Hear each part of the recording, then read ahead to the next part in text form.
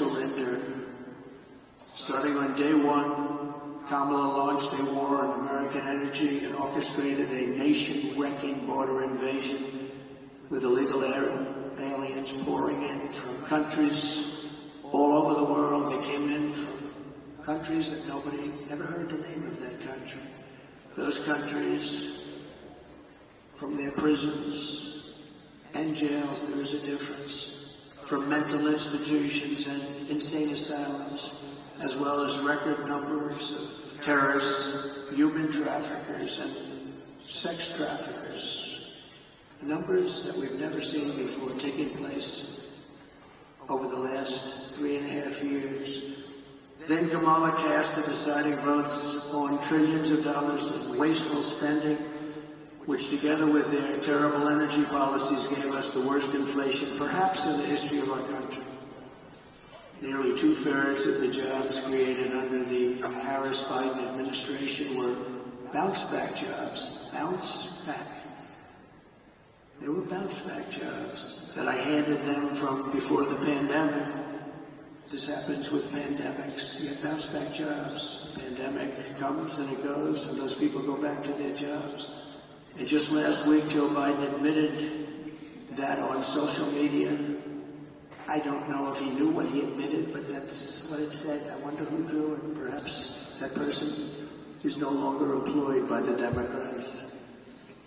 But right now, it's even worse than that. Under Kamala Harris's policies, 3 million workers are now missing from the job force compared to 2020. 3 million workers, it's a lot. Over 500,000 fewer people have full-time jobs today than just 1 year ago. 100% of the net job creation in the past year has gone to illegal migrants. Think of that. 100% of the jobs created under this administration has gone to illegal migrants that came into our country. Joe Biden and Kamala Harris formed the worst presidency and vice presidency by far in the history of our country. This election will decide whether we reward Kamala Harris with re-election and 4 more years of crime, economic calamity, and international humiliation, or whether we change that direction and once again build the greatest economy in the history of the world, which we had during the Trump administration. Kamala Harris is the first major party nominee in American history who fundamentally rejects freedom and embraces Marxism, communism, and fascism. You're learning about this, you'll find out nobody knew who she was. Just a few months ago, they didn't know who she was. She is promising communist price controls, wealth confiscation, energy annihilation, reparations, the largest tax increase ever imposed, and mass amnesty and citizenship for tens of millions of migrants who will consume trillions of dollars in federal benefits and destroy Social Security and Medicare. They will be destroyed.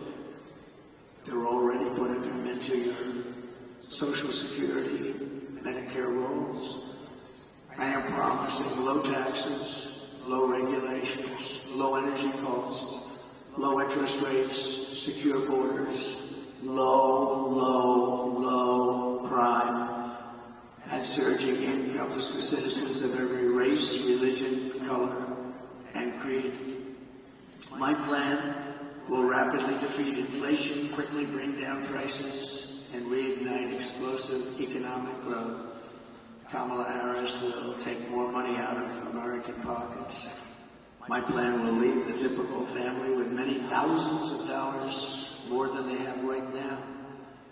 First, I will end Kamala Harris's anti-energy crusade and implement a policy of energy abundance, energy independence, and even energy dominance. We have more liquid gold under our feet than any other country, including Russia and Saudi Arabia. We'll be using it. My plan will cut energy prices in half, or more than that, within 12 months of taking office. economic revival of our country like no one has ever seen before. Energy was what caused our problem initially. Energy is going to bring us back. That means we're going down and getting gasoline below $2 a gallon, bring down the price of everything from electricity rates to groceries, airfares, and housing costs. That's why OPEC and the Arab nations, we're very honored to have some of my friends here with us today from that part of the world. But they're working very hard despite being here, that I not be your president. They don't like me. Meanwhile, Kamala Harris can't bring down the price of anything because her energy policies are driving up the cost of everything. Everything is up, way up.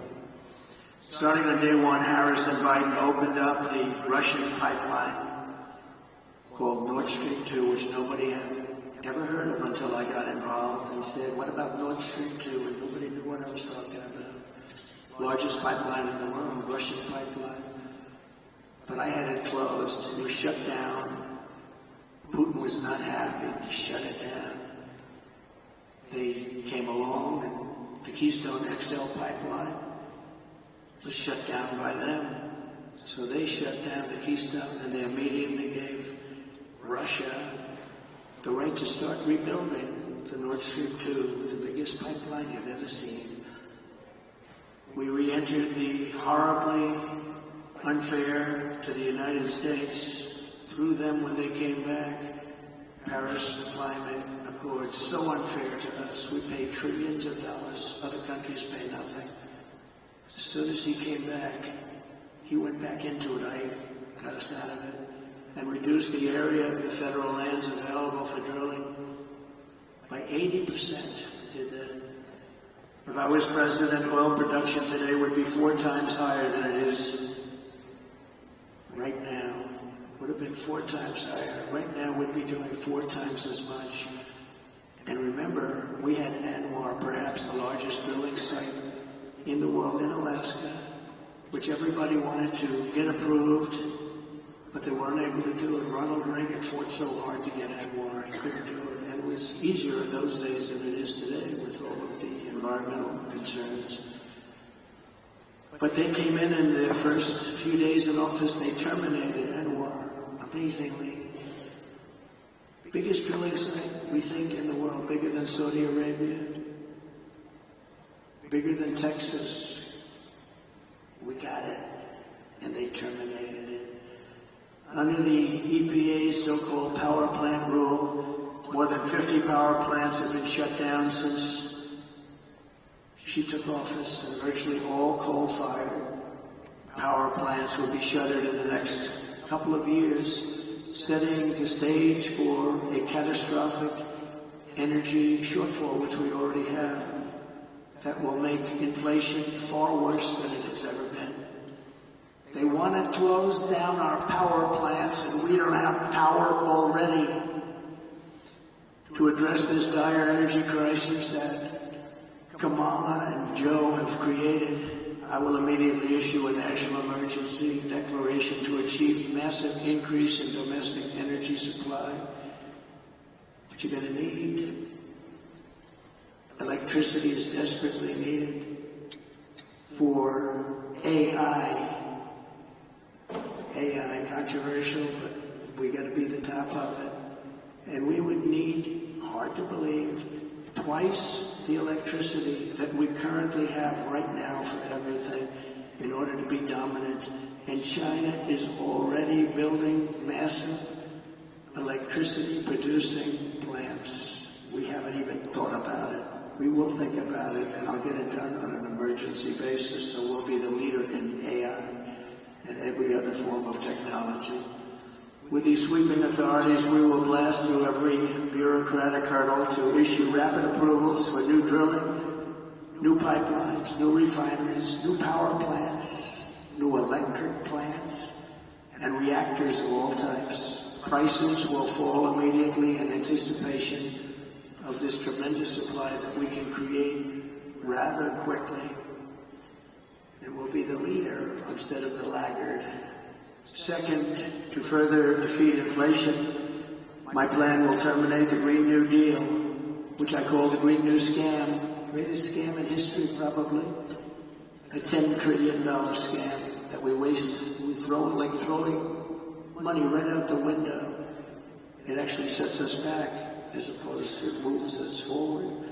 And rescind all unspent funds under the misnamed Inflation Reduction Act, which the Democrats agreed after it was approved that it wasn't for that purpose, it was for other purposes like giveaways.